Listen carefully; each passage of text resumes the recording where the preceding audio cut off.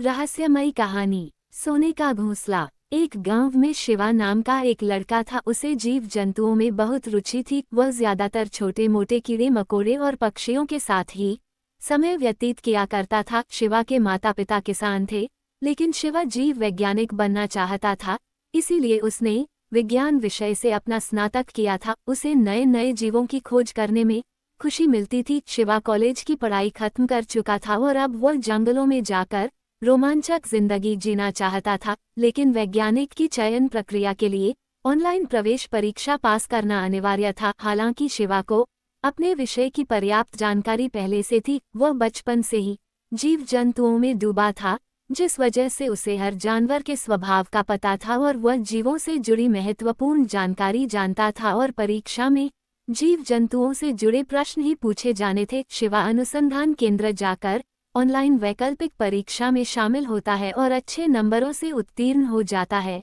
परीक्षा केंद्र में ही सभी को उनका परीक्षाफल बता दिया जाता है। शिव परीक्षाफल से बेहद प्रसन्न था, क्योंकि उसका चयन हो चुका था। अगले दिन से ही चुने गए छात्रों को जीव जंतुओं के बारे में सामान्य जानकारी देने हेतु अनुसंधान केंद्र बुलाया जाता है। इसके बाद जरूरी उपकरण लेकर उन्हें एक सुरक्षित गाड़ी में बैठाकर जंगल लाया जाता है। जंगल रहस्यमय था।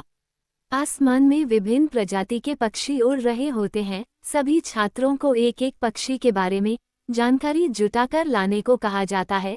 छात्र अलग अलग दिशाओं में पक्षियों का पीछा करते करते जानकारियां लिख रहे होते हैं। तभी शिवा की नज़र एक अद्भुत सी चिड़िया पर पड़ती है। वह धीरे धीरे उसके करीब पहुंचता है। अचानक चिड़िया अपने मुंह से आग फेंककर उड़ जाती है। शिवा ने आज तक इतनी दुर्लभ चिड़िया नहीं देखी थी। इसका आकार एक बाज के बराबर था और मुंह से आग की ज्वाला निकल रही थी। शिवा चिड़िया के पीछे पीछे चलने लगता है।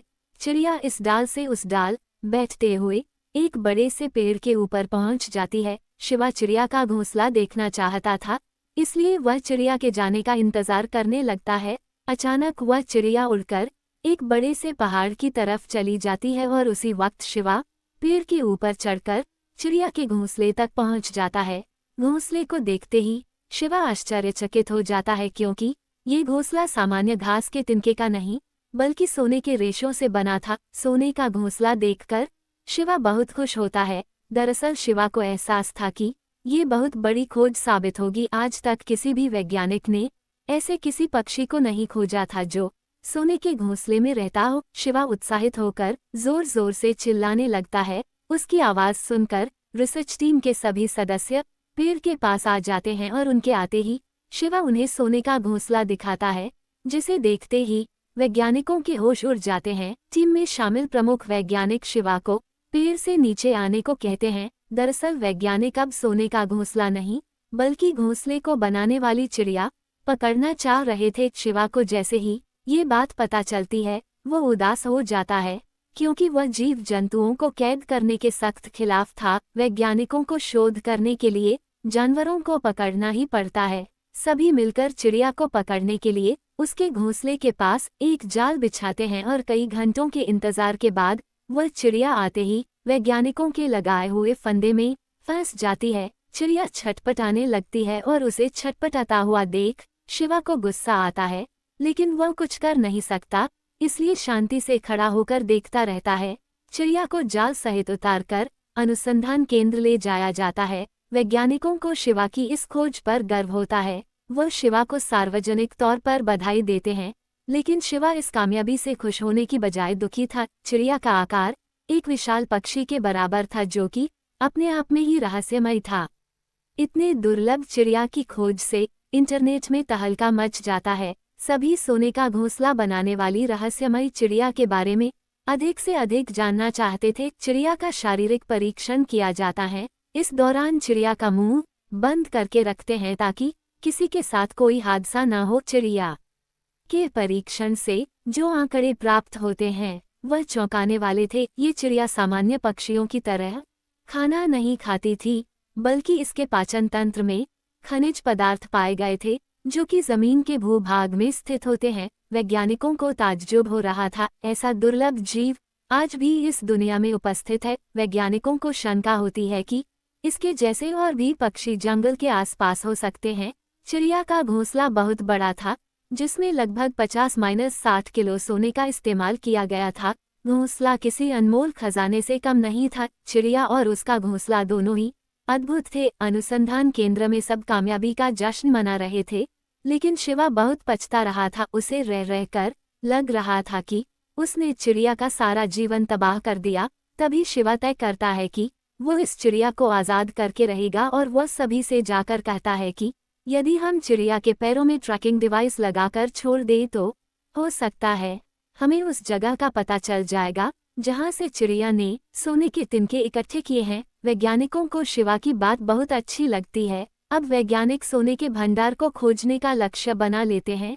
चिड़िया के पैरों में इलेक्ट्रॉनिक चिप लगाकर उसे जंगल में ले जाकर छोड़ दिया जाता है। इसी दौरान सभी के पास एक मॉनिटर स्क्रीन होती है जिसमें उड़ रही चिड़िया की लोकेशन दिखाई दे रही थी। सभी चिड़िया पीछा करते हुए एक पहाड़ के पास पहुंच जाते हैं और वह चिड़िया पहाड़ के ऊपर पहुंच जाती है।